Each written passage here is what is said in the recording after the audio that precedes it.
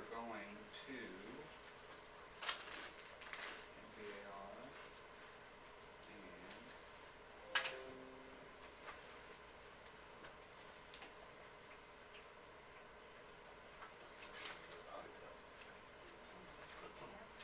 okay. So, question number one. When do you get the buyer agency agreement signed? Before you show them, After closing.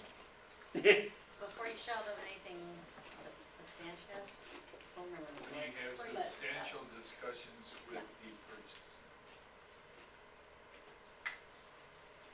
And before you advise them. About buying the house. About real estate. Substantial conversation. I have some conversation with Paul about the Wizards, right? But until we talk about real estate, I don't need to have a buyer-broker If agreement you're gonna signed. buy the Wizards from Paul, you need to have that point. Yes, that would be attorneys getting involved in that case. So, it needs to be signed when you have substantial conversations with the purchasers about real estate, okay?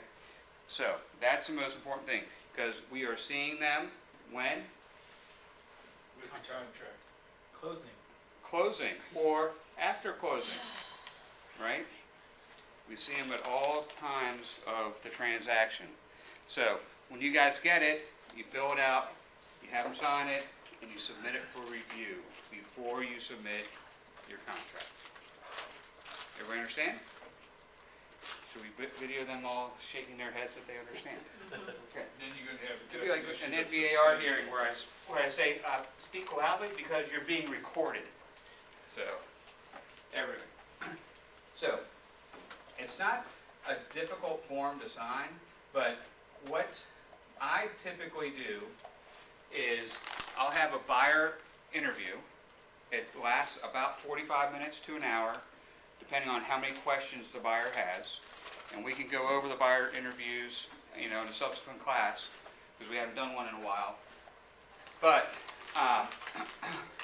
at the end of that, it just naturally flows, so do you want me to be your agent? And then, oh, of course, yes, great. We'll just have this one form to sign. You already have it pre-filled out. You just have them sign it before you go out and look at houses the next time. Okay? So, that's why you don't go and meet people at houses, right, and just show them without having a conversation with them first. Number one, it's a safety concern. And number two is a qualification concern. And who did I meet with this morning? And we were talking about, it was Hunter. I was telling him, you meet somebody at a $500,000 house, and then when you qualify them, they qualify for $350,000, and everything that they see after that does not meet their expectations, and it's your fault because you showed them a $500,000 house. So you want to make sure you just don't go randomly show people houses without first sitting down and having a consultation with them. Who does a consultation?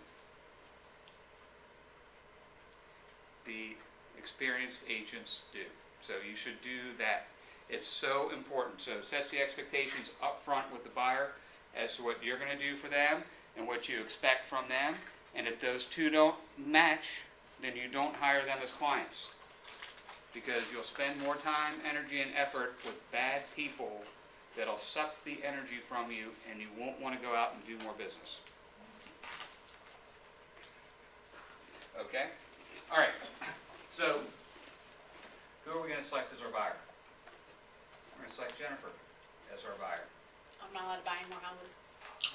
Yeah. Okay. So, again, it'll be the first substantive time you have a conversation with them, so the date today. And I wonder why I didn't fill you in. Oh, because my information's probably not in there. Under here. But sure, plug in your name. Okay. And we got Remax Gateway, all right?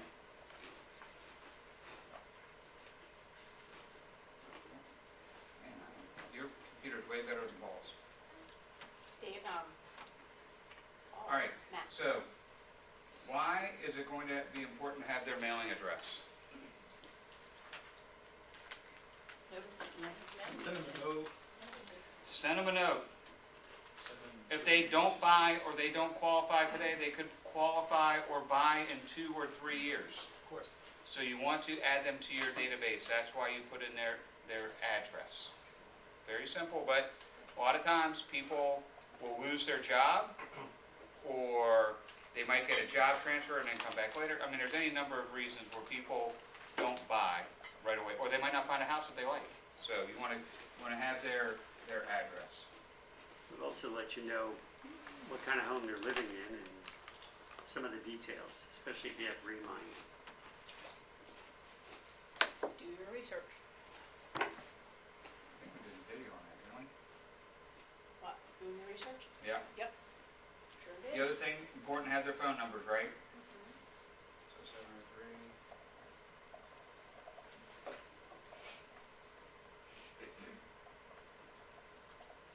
Now, what have we talked about in the other classes about paperwork? Needs to be complete. Huh? Needs to be complete. Complete, yes. 240, I have it memorized, it's on my cell phone. 0, 0, 0, 0, 0. Don't give out my phone number. Everybody has 0, it. 0, 0. No, they don't. I gave it to them. And then there's Paul. Okay, why do we need the email address? So add to your database. Delivery That's one service. reason. Why else? Delivery. Email. Well, the delivery is typically gonna come to you as the Yeah, but it agent. says in there the delivery. Oh, for the delivery there, and then, Yeah, what not else? the 300 notices, but Yeah, what else? Well, it also be. Hmm? Information, listings. Yep, so you can send them later. tell So we them can about send them it. a testimonial through Real Satisfied later. Right, so we have their email address. Okay.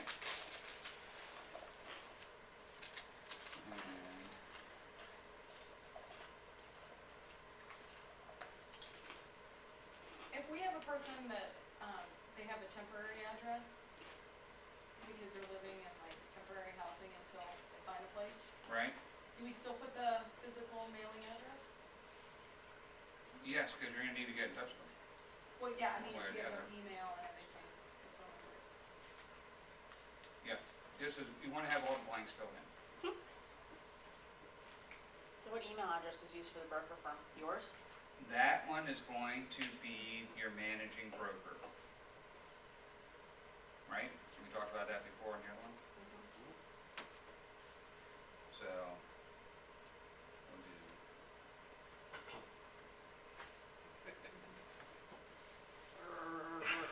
I'm just typing, it's okay, so, Computer. here is the question.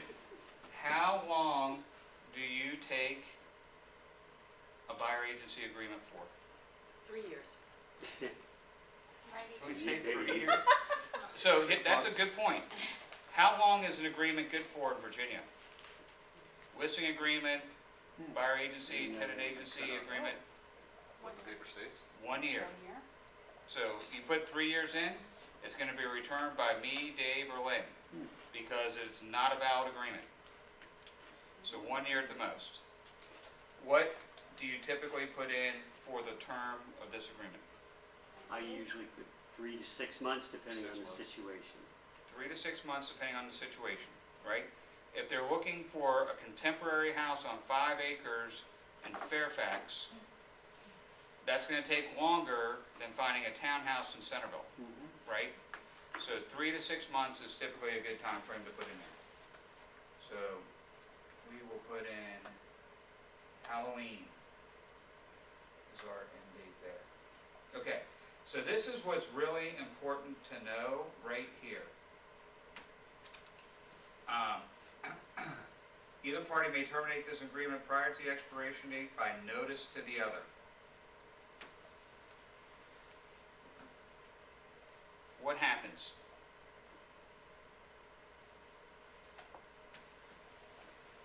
In the email. They Ricky, go out and they find another house without you and want to terminate the agreement. They can do it by that sentence right there. Right? So, it's important to know. When did that Without change? good cause. Personal service agreements are always avoidable by both parties. But when did that change? Because it used to say you had to give notice. January of this year, that changed. Okay? So, you have to know who your clients are and you have to know whether to trust them or not. And if you're getting into a relationship with someone who's gonna take care of you or not. Okay, so in the event the buyer wishes to terminate this agreement prior to the expiration date, without good cause, buyer shall compensate the broker X number of dollars for a termination fee. What's a good cause? What do you put, you never return my phone calls, you don't return my emails, you're not available to show, you know, you're unresponsive, so that would be cause. What would you put in there? Can you, well, I don't normally use it, but I put none, NA normally, but, Because you know the people. If you Generally, don't right. know the people, right. So, can you put, instead of a dollar amount, cost of, or, cost of listing expenses, something like that? Can you do that? But this is a buy. Oh, So right. Cost if- of gas, That's right. yeah, huh? cost of gas. Cost of gas. $500. You could put any amount. Connie puts $450. If they're gonna be buying a $450,000 house, why wouldn't you put in $12,000 or $13,500? So they don't leave you and go to the other agent who's gonna give them money back, that you're not gonna give them money back. What if they don't want Put something? a big, say, well, you're never gonna leave me, so what does it matter? Right? This is to protect me in case someone goes out and tries to get around me by going to a for sale by owner and not using me or something along those lines. You're never gonna do that, right? Or builder. Oh, What- then, what is- yeah, what or do you guys builder. do, right? So you can put $10,000 in there.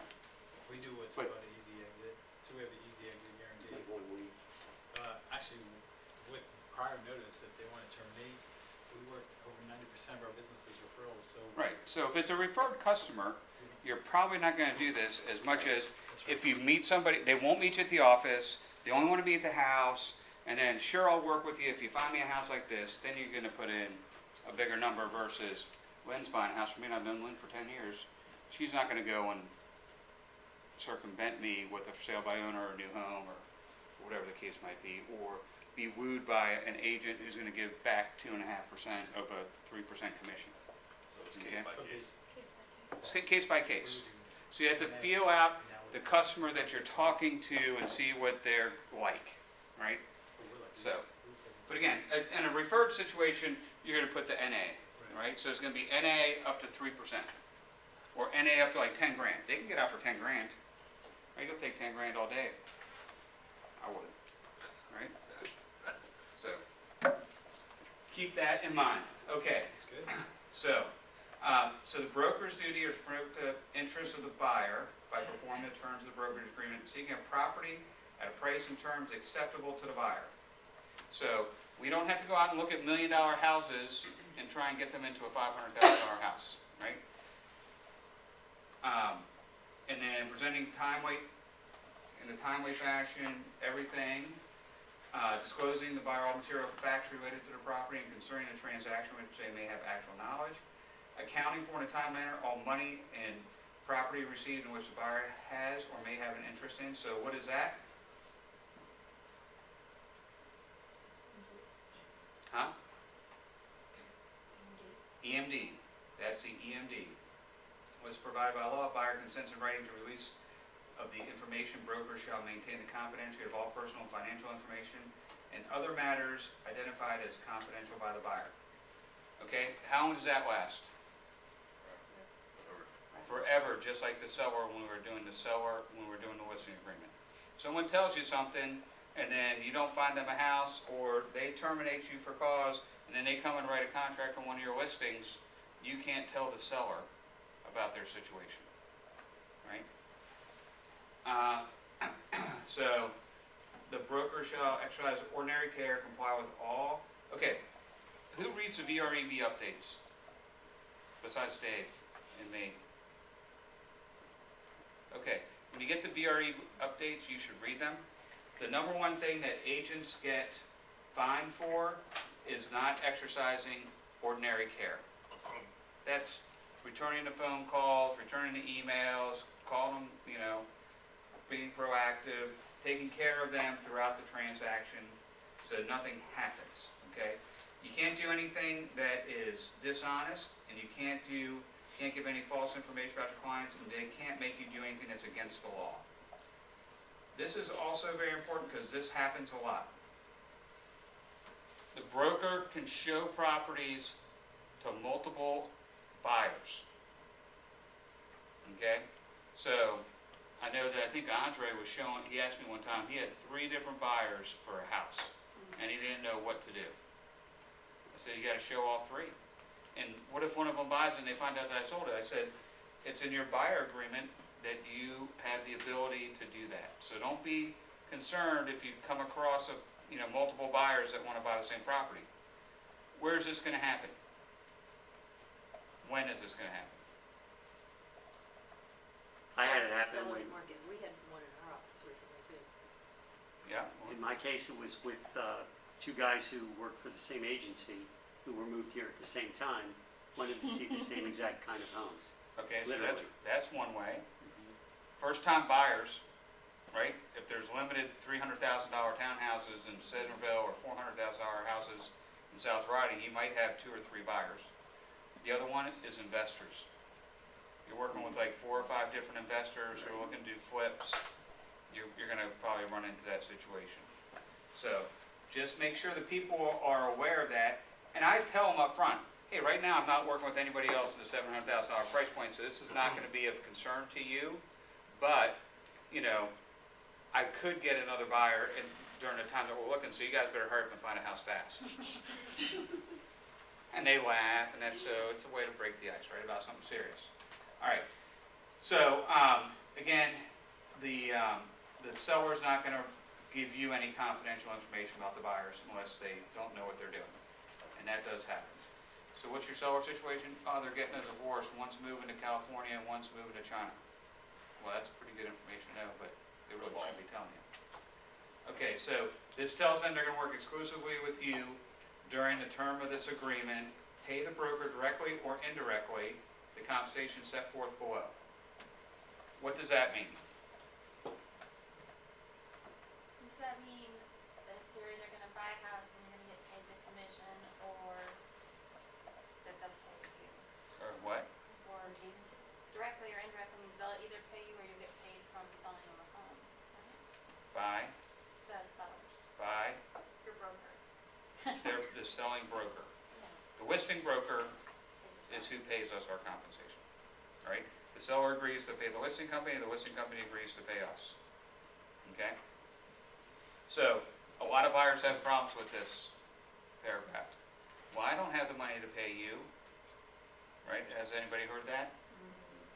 So, in that conversation, it's a business decision on your part, but like James Bartolozzi scratches that.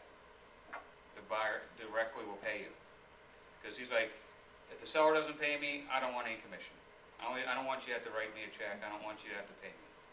So it's his personal business decision, but if you run into a client who's a stickler, and who's gonna deal with that? Who's gonna wanna approach you with this? People who like write contracts. People who write contracts, attorneys, accountants, engineers, right? So they're gonna have issues with this, and then you just deal with it at that time, right? I addressed it in I had 2 8B. clients that brought that up, And 8B. and neither one of them were lawyers or. I crossed out buyer and I write seller and I have them John initially. Martell.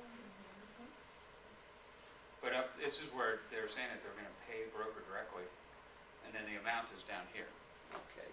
right? Mhm. Okay? So, so just be aware that people are gonna do that. Can So, I bring something up? yeah, So it doesn't say in all of those duties that you will only show properties that are in the MLS. So you're actually required to be showing them all kinds of properties. It could be something they saw on an online website where there's no commission offered, or on Facebook where there's no commission offered. And so you're agreeing to be paid. They're agreeing that you're going to be paid, Right. even if directly or somebody else indirectly. does not offer to reimburse some of that. So as a business decision, you have to decide, are you really willing to work for free, or for $1,000 if that's what's being offered in the MLS, because sometimes that's what's offered in the MLS. Yep. So again, it's a business decision you have to make is what you're gonna do, okay? So,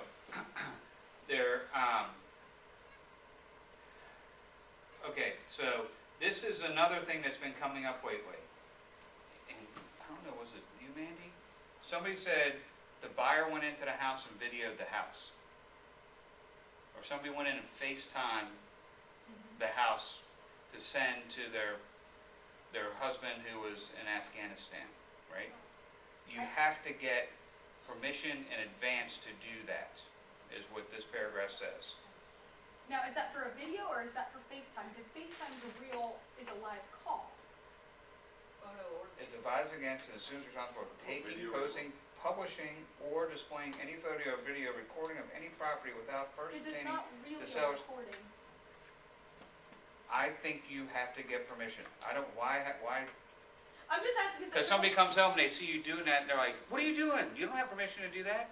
So why put yourself in a position that you have to defend, it's not, it's FaceTime, versus just saying, hey, again, the husband's overseas, the wife wants to show the husband, it's okay if we FaceTime before you go and show the property. Yeah, I can see that being argument because FaceTime is not a video. It's, But we don't wanna, why get yourself in that situation? agreed. So just ask for permission, and let your clients know that they need to ask for permission. All right? And so, because what happens is you're in the house and they say, oh my God, this is perfect, can we take a quick video? So, because my husband or my wife can't get out of the office till 6 o'clock. And, then kids have soccer games, we wanna get an offer in tonight. Again, when that happens, you need to call the listing agent and get that permission. It's only a problem when it's a problem, so don't let it be a problem. Right. Okay, so this is what we've been talking about in our videos. The purpose, what do you guys put in there? Buyers retain broker to acquire the following type of property. Usually, if it's a primary residence, I put primary residence in Loudoun County, Fairfax County, whatever. Try to be as specific as I can. Right, what do most people put? Single family home in Northern Virginia. I said primary residence, if it's, Right. if it is. Okay, so that's good. What we see a lot is a home in Virginia. And there was a lawsuit that came out, and it was too broad. It's just, one of those, the courts want it to be narrowly focused. So you can say a primary residence in Northern Virginia is good enough to put in there, right? Or a second home in Northern Virginia, or if they're first-time buyers, a condominium, or whatever the case might be.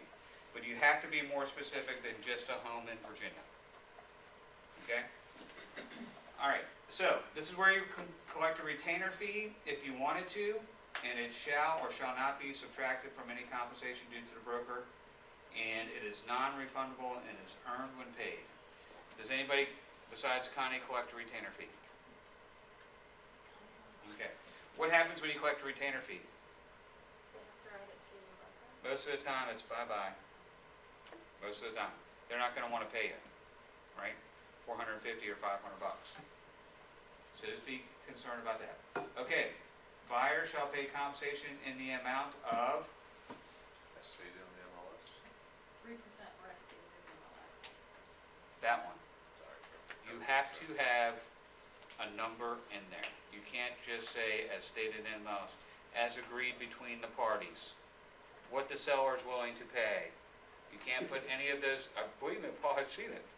So, 3% or what's offered in MLS. All right? If it's less than 3%, what happens? You get paid less. Okay, that's one, Well, buyer makes up the difference. that's two, right? So, if you want, it's a business decision. If you make the buyer pay the difference, what happens? Bye-bye referral fees, bye-bye referrals from other clients in all likelihood. But I've what's done this many times, several times. The buyers, but I then negotiate that in the seller concession in the contract. You can do that, yep. So, it's again, how you would wanna work, you can say, hey, look, this person's only offering, 2.5, I'm willing to help you out. Are you willing to help me with my business, help my business grow by sending me additional people looking to buy or sell? So you can kind of use that to your advantage to get more business. Because right now, 61% of the offerings in MLS in Northern Virginia are less than 3%. So, I was wondering, yep, 61%. I think it's higher. All right, Does seem so, high. And back to my little soapbox. There were 3 in Loudoun County recently under $1,000. right. And I wouldn't be surprised if that was like in Broadlands. Broadlands is really one of the hottest markets right now. We talked about it at the real estate exchange. Okay, also this, if they are offering 3% and a bonus, that also says that you can, keep that, all right? So it allows you to have that money. Broker fees are also earned due and payable by the buyer under either of the following circumstances.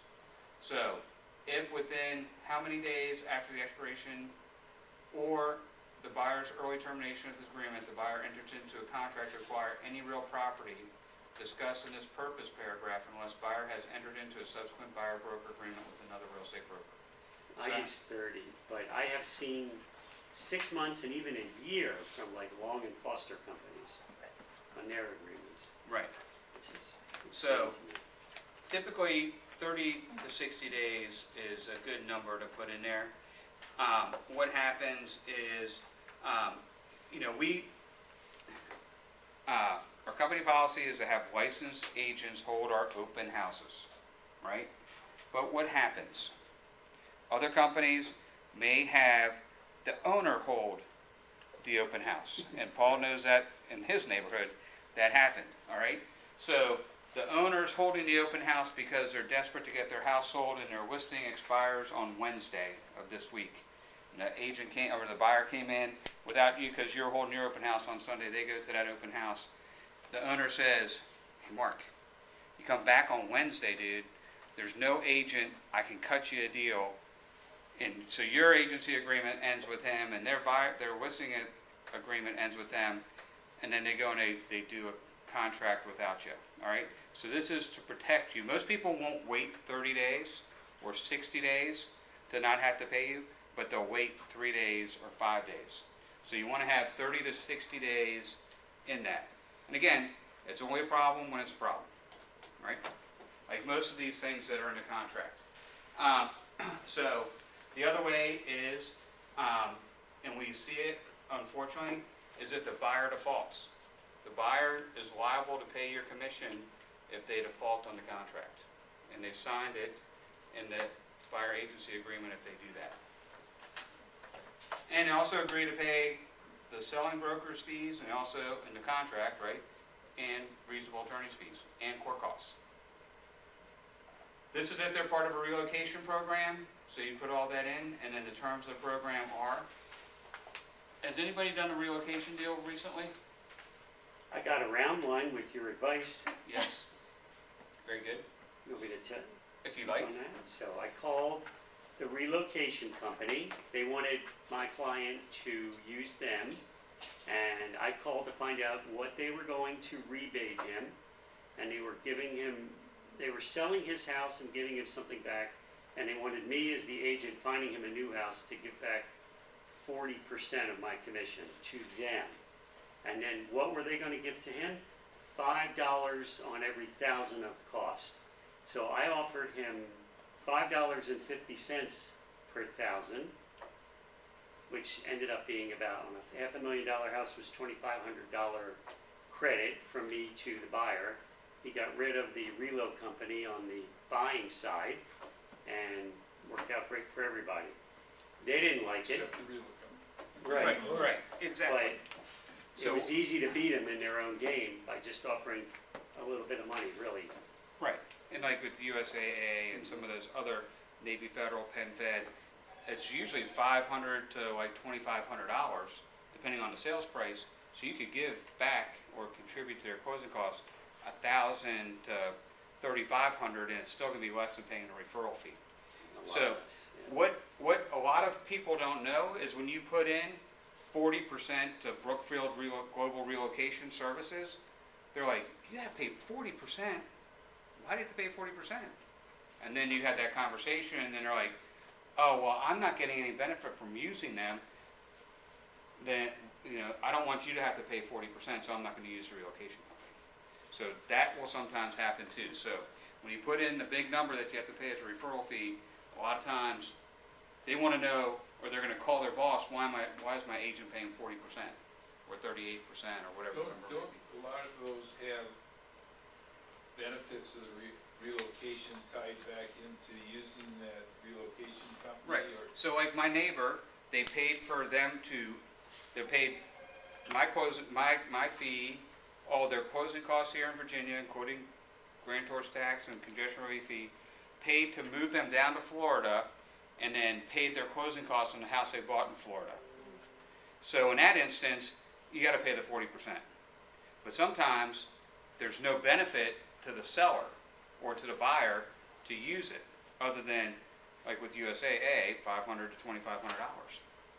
So, why not beat it, get more money in their pocket and less money out of your pocket? So it's a conversation to have, is what this paragraph allows you to do, right? So if no, the buyer has failed to list a specific relocation program, broker has no obligation to cooperate or compensate under any undisclosed program. So they can't come back to you later and say, oh, wait, I went to Costco, I want to do that Costco program now, right? Because that's what will happen. All right, so types of representation. When we get here, I go to seller representation. When we go to see a house, any agent at the open house, or if you call on a sign, they're going to be looking out for the best interest of the seller. That's seller agency. Designated representation is when Jessica has a house listed, she represents the seller. I'm going to be representing you in the transaction. I've got you as my buyer. That's designated agency. And we don't want to limit the number of houses that you see that are listed by my company. So I think it's okay for us to use designated representation. What do you think? And what do they say? Yes. Yes. So then you say buyer, so then dual representation is when the same broker and the same sales associate represent both the buyer and the seller in one transaction. In the event of dual representation, broker shall be bound to confidential requirements for each client as set forth below. So, what do we say to dual representation? No. No, no, no. Can you do it? Yes. You better know both parties really well. Right, which you can't. No. You're not here long enough. So the answer is yes, it can happen. I will never But in do it. very, very, very rare circumstances. So you have to come and see me if that's going to happen before I'll agree to it. And typically you're gonna say no, and then you're gonna find something that matches up perfectly, and then you'll have to amend the buyer-broker agreement to say yes. Can't you And just Dan, use you're the- looking at me like I'm crazy. No, I'm just No. listening. Okay, Well, I think they will be good information to go over and review the law as to what you can do under the different okay. So, representations. you have an open house, and somebody comes into the open house that you're representing the seller, and the buyer says, I want to buy the house. Agents say, okay, I'll be your dual agent, and they fill out the form, right? And they think that they're being a dual agent. You cannot do that, all right? Because, first of all, you don't know this person, you don't know their situation, you haven't known them for any length of time. So if you get into dual agency in that regard, you cannot do or give any advice to either party. So basically, you're not helping your seller who you have the relationship with. Because you can't give them negotiation advice, you can't give them home inspection advice on what to fix, what not to fix. You can't give any guidance whatsoever. No, And but same they got thing to the our buyers. Code of It's not fair to ethics. your client. It's not fair to your client, so in those cases, we'd either go But- unrepresented or tell them to go find another agent. Right. Or refer them to another agent. Get Correct. the referral fee. Correct. Now, so That's why you don't want to do it. You don't want to harm our sellers who we have the listing agreement with and the relationship with. Now, how can that change? Unless you have long-standing relationship with both parties. Long-term relationships with both parties. So, I don't know if you heard the story, but I had a condo listed out in Gainesville, and we had it on the market. We're competing against the builder. It was on the market like 6 months. This girl I worked out with at the gym, and she got relocated down to Raleigh. So I'd see her at the gym. We talk about the market and what's going on and all this stuff. So we had a good relationship for 6 months. Then one of my past clients who got a divorce, and we short sold their house 5 years previously to that, and she's on my mailing list, and we talk, and she comes to breakfast with Santa and all this stuff. She's like, I'm thinking about buying these new Ryan condos out here in Gainesville. I said, oh, don't buy that one, buy mine. So in that instance, because I had long-standing relationships with both of them, I could do dual agency, because in that instance, you have to just keep things confidential, but you can say, okay, do you want to ask for a home, you can ask for a home inspection, so you can give, just like you're representing the buyer and just representing the seller, you can make it work, right? But it's very rare that that's going to happen. So if it's going to happen, you need to call me, and we'll talk about the relationship with each party to see if we can actually do it. But it's happened since this law changed. When was it? 13? January? Was it 13? I thought so. So for 5 years, it's only happened once that I know of. It's been like a true buyer agency. So I want to make sure that's no. We comply with fair housing laws, right? And then again, you want to talk to them about if they breach, or if we breach, the attorney's fees get paid for by the prevailing party gets their attorney's fees paid, right? So we want to say many times in here, don't default. Many times when we're going over the contract with them, don't default. You want to get ingrained in their head to not default, right? Here in Virginia, is it not true that really, in the end, most people don't get the other side to pay for their, win or lose, they don't get the other side to pay for their attorney's fees? Everybody ends up paying Most for of the their time, own. that is correct. But this is in here, probably to scare people into Right. not wanting to get into that type of arrangement. I know from E&O, they don't get their attorney's fees paid. So, you don't have to worry about that. So, and then whether the buyer does or does not hold an active or inactive real estate license, Can that be for any state? yes, because they have to disclose it. Right? So they had their real estate license in 1982, it's inactive, they have to let you know. Because technically you have an advantage over another party that's not a licensed realtor Yeah. at any time in the past. Okay, so this is a big one, because we don't want to practice law, but this also lets them know that you're not an attorney, a tax advisor, lender, appraiser, surveyor, structural engineer, boulder, air quality expert, home inspector, or other professional service provider. You can give them advice, but you want to, if that's a legal question, you might want to contact your attorney, right? Should I do a 1031 exchange, or should I buy a 1031 exchange, or, this is a 1031 exchange, what are my tax implications? Talk to an accountant, right? You don't want to get involved in giving advice. This one's actually kind of bad, but I forgot when I did this. One of my clients, her father was a sex offender. And I said, and it happened a long time ago, but he's still on the registered list. And so I was talking about this, I said, the one thing that you want to do is you want to go and you want to check out this website to make sure that there's no sex offenders around, because we don't want anything bad to happen to you. And then as soon as I said that, I remembered that he was on the list. But anyway, you want to let him know to go check out that site, right? Pretty sad. Again, wire fraud, we have our wire fraud one. I know it's in here twice, but my belief is, in talking with Dave and Lynn, that most people just send these agreements through DocuSign or .loop and don't read them to their clients. So that's why we have 2 wire fraud things, okay? And then this says it, you may refer other service providers to assist in the transaction, sign an endorsement, guarantee, or warranty, with cost or timeliness. So basically, this is for protecting you if your home inspector doesn't show up, or if the mold company doesn't show up, or the radon company doesn't show up in time, or anything like that. And they're free to reject any referred service provider you give them for no reason, right? For any or no reason. This agreement and all the exhibits constitute the entire agreement. It can only be modified in writing if signed by both parties, and it's governed by the laws of Virginia. And that's where everybody signs it, and then the agent's name goes in there.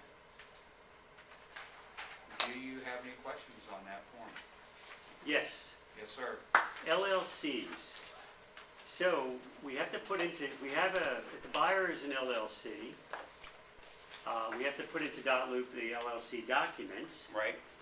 And so this question came up with one of yours or something like that about, who signs at the bottom? Do you sign the person's name who is the representative of the LLC, or can you just put the name of the LLC? We have changed it, so it's gonna be the name of the person signing for the LLC. So it'll Okay. be Paul Mandel signing for PMM LLC.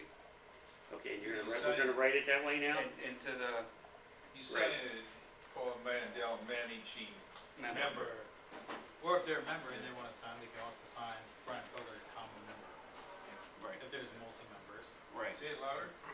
So if you have a multi-member LLC, you can actually put Brian Felder member, Scott McDonald common member, if you have multiple parties to the But you only LLC. need, you should have a managing member of the LLC. So if both are managing members, both would say Brian Felder managing member. I've seen it both ways. Okay, We so should have anybody who's party to putting an a LLC. person's name, some position with the LLC Yes. is how it's gonna be from now on. Yeah. Okay. Good question. Any other questions? All right. Any other comments, Dave or Lynn? Do you guys send this electronically, or do you sit down with your buyers to talk about it in advance? I sit down. Yeah, we do buyer Situations. consults. What's that? We do buyer consults. Depends Yeah. when they need it. The best thing to do is to go over everything that they're gonna sign in writing, and then .loop or DocuSign it to them, or I'll have to sign it. Don't just send stuff to them, hey, initial and sign where indicated. Because what'll happen is there's gonna be a dispute, and they're gonna say, well, you never told me.